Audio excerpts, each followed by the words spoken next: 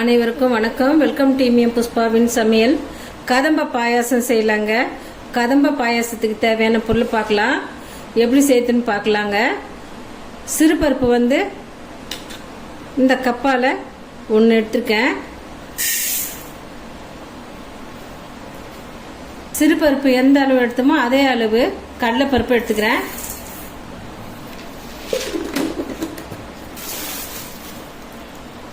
பச்சரிசி நொய்யும் ஒரு கப் எடுத்துக்கேன். மூணுத்தையும் மிதமான சூட்லேயே வறுத்து எடுத்துடலாம்.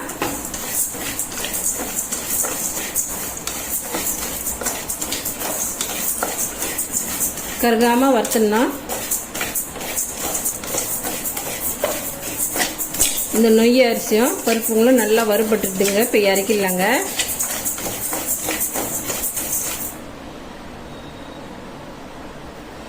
ஒரு பாத்திரத்தில் 3 டம்ளர் தண்ணி வச்சு கொதிக்க வச்சுக்கிறேன். நல்லா கொதிக்கிட்டோம். தண்ணி நல்லா கொதிச்சு வருதுங்க. வறுத்து கழுவி இருக்கிற பருப்பையும் அரிசியும் தண்ணியில் சேர்த்துக்கிறேன்.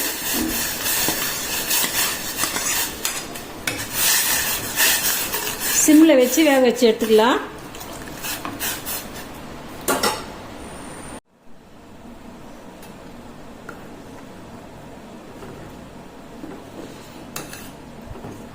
பருப்பு அரிசியும் நல்லா குழைவா வந்துடுதுங்க.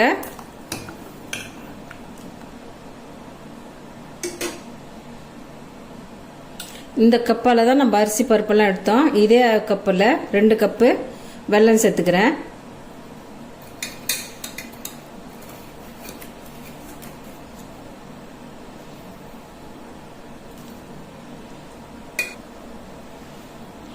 ஒரு டம்ளர் பால் சேர்த்துக்கிறேன், பசும் பால்.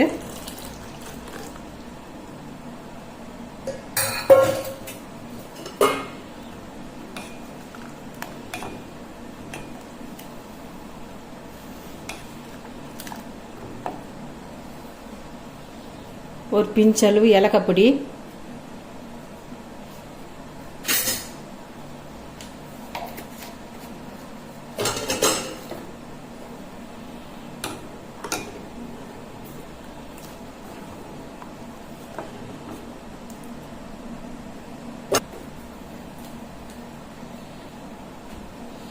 நெய்யில் வறுத்த முந்திரி பருப்பை சேர்த்துக்கிறேன்.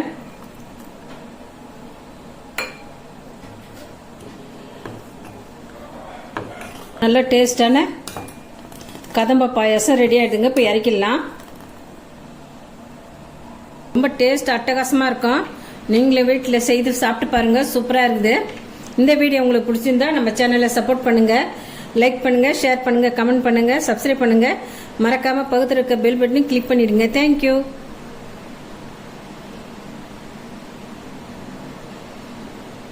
திராட்சை கூட போடலாம். சூப்பராக இருக்குது.